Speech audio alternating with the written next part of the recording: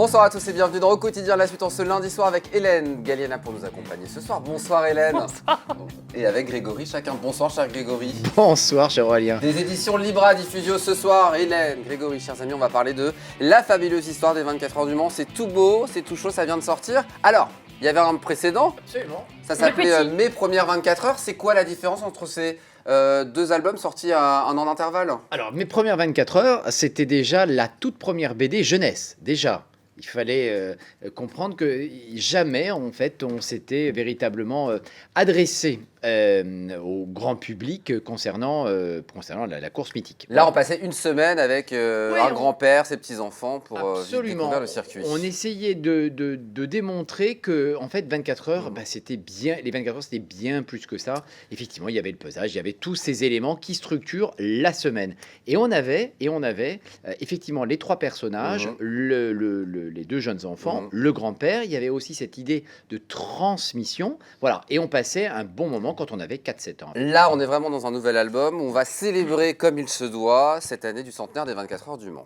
Oui, alors et ça sera la seule et unique BD jeunesse de l'année à l'occasion du centenaire. Voilà. Il y aura peut-être d'autres choses, mais sur ce sujet-là, il n'y aura rien d'autre. Alors l'idée, c'était quoi? C'était par décade, donc des années 1920, puisque vous savez très bien que... Alors, petite colle, ça... 1923, oui. Oui, mais alors c'était un samedi et il pleuvait. Exactement. Voilà.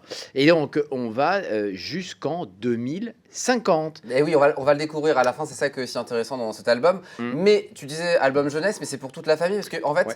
Il y a plein de niveaux de lecture, qu'on soit enfant, adulte, amoureux ou pas des 24 heures du Mans. Oui, alors je vous rappelle que demain c'est la Saint-Valentin. Bien sûr. Mais surtout, je pense qu'il serait vraiment très judicieux de lire cette BD avec son enfant. Pourquoi? Parce qu'il y aura beaucoup d'interactivité et à mon avis, votre enfant pourra peut-être vous coller avec des anecdotes, avec des faits de course, des faits historiques. Exactement. Et on se fait coller, hein, clairement, moi je l'ai lu, il y a plein de choses que je ne savais pas, notamment que la course avait eu lieu en juillet en 1956. Et oui, parce que malheureusement, il y a eu un dramatique accident l'année précédente et donc on avait le décalé. Temps de reconstruire le circuit. Roger Masson, ça vous dit quelque chose, Hélène? Pas du tout. Eh bien, il a poussé sa voiture sur 7 km. Sur le circuit pendant Ouais, les à l'époque, on avait 24 heures. encore le droit, c'était dans les années 50, cette histoire.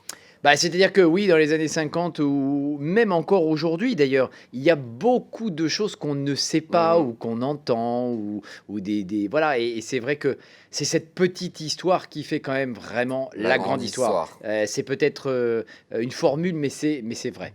Et puis il y a cette histoire du bouchon de champagne. Alors, oui. On l'avait déjà évoqué sur le plateau, mais imprévu qui va devenir une tradition. Absolument, ils sont sur le podium et paf et le bouchon explose et le liquide, bien sûr, se déverse. Et en fait, on a trouvé que ça pouvait être rigolo et plutôt sympa de célébrer la fin de course sur le podium comme ça. Et c'est devenu effectivement une tradition. Évidemment, le champagne à la fin des 24 heures. On peut remontrer l'image à l'antenne qu'on vient de voir. Hélène, est-ce que vous savez ce qu'a le monsieur entre les mains en bas? En bas? Ouais. Est-ce que vous savez ce que c'est? Ça commence par un P. Ouais. C'est pas un appareil photo, mais c'est quelque chose pour mesurer peut-être pendant la course. Non, pas tout à fait. Dans les années 60, on utilisait ça. Je l'ai découvert il n'y a pas longtemps pour ne rien vous cacher. Un périscope. Tout le monde avait ça dans les tribunes pour suivre la course. C'était pour voir en fait. Ouais, c'était pour voir plus loin. Alors, tribune, je sais pas, mais en tous les cas, il y avait à cette période ce qu'on appelait les populaires et qui n'étaient pas très loin du tertre rouge. Et c'est vrai qu'à dans cette partie de la piste, ça nous permettait de voir les voitures beaucoup plus loin. Et c'était un moyen aussi très, très sympa de suivre la course avec les moyens de l'époque. Bah oui, évidemment. Il y avait Elle était commentée aussi, la course dans l'enceinte du circuit. Comme, il me semble que oui, il faudrait demander à Bruno Van de Stick. C'est si Bruno Van de Stick. Pour ne rien vous cacher, j'ai vu Bruno il n'y a pas longtemps, je crois que ça a commencé dans les années 80, mais peut-être que c'était le cas avant, mais lui a commencé dans les années 80. Mais il y avait bien sûr avant lui un commentateur aussi truculent et mythique, mais vous donner la date exacte. On cherchera. Ça sera dans le cherchera dans le tome 2, évidemment. Il y a aussi de l'humour, c'est ça qui est sympa, quoi. Les Bentley Boys, alors les Bentley Boys, le petit garçon, la petite fille pense que c'est un boys band à tendance à la mode, mais c'est pas vraiment ça. Non, parce qu'en fait, dans les années 20, les Bentley, eh bien sûr, c'était les voitures qui étaient très présentes et surtout, ils avaient du chic, du flegme, le flegme britannique. Et donc, on les dénommait ainsi, les Bentley Boys. Et c'est vrai qu'à cette époque, et je pense que jusqu'au moins dans les années 60-70, on pouvait vraiment voir tous ces héros. On pouvait presque les toucher, déjeuner avec eux. Ils allaient dans des hôtels, etc., proches du Mans. Ils n'étaient pas dans le circuit. Bon, aujourd'hui, c'est autre chose, mais on arrive, et par rapport à la Formule 1, à rencontrer ces héros, ce qui est quand même beaucoup plus difficile en F1. Alors justement, pour la construction de cet album, Denis Esquerra, Bruno Palmé, les auteurs, Olivier Rublon qui a fait un gros l'illustration. Comment ça travail. s'est construit? Comment on a fait le choix du coup de tel ou tel fait de course, telle ou telle anecdote dans cet album? Ce qui est très important de dire, c'est que tous les faits qui sont dans cet ouvrage ont été validés par le service patrimoine de l'ACO, donc ce qui garantit absolument Véracité des infos. Absolument.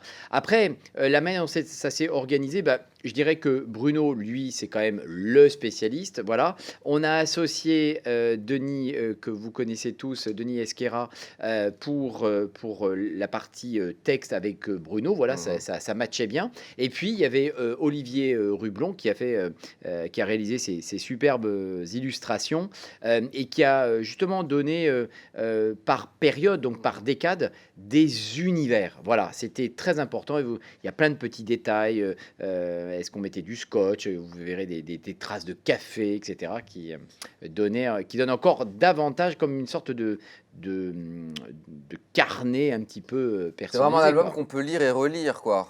On va aller picorer. On prend une petite info. On se dit, tiens, on va aller voir les années 60, les années 2000. On va revenir et voilà. Et les années 2050. Alors ça m'intéresse. Pourquoi cette page consacrée aux années 2050? L'idée, c'est d'imaginer les 24 heures du futur. Alors, les 24 heures du futur, en fait, cette idée, cette suggestion, elle vient de l'ACO. Voilà. Et l'ACO nous a dit, mais ce qui serait bien, c'est d'imaginer qu'est-ce que nous pourrions voir quand nous irons 24 heures.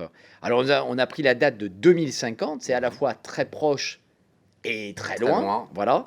Et donc, on s'est dit, bien sûr, un nouveau mode de propulsion. Ouais, il n'y a plus de roues. Moi, c'est ça ça marque l'un des enfants, je crois aussi, c'est ça. Et il n'y a plus de roues. Bon, donc, qu'est-ce qui pourrait faire que hydrogène, aviation, bon. Moi, je propose qu'on se donne rendez-vous en 2050. C'est quoi, dans 27 ans? On sera encore là. J'espère bien. 27 ans, on donne rendez-vous ici. Je ne serai pas à la retraite, c'est promis. Okay. Pas encore elle, moi non plus, je pense. Merci beaucoup, Grégory. Évidemment, le bouquin est disponible dans toutes les bonnes librairies. Oui, toutes les librairies, Mancel, et même de France et de Navarre, à l'étranger. Et la boutique de l'ACO. Et puis sur le site internet www.édition pluriel Libra Diffusio sans n.fr.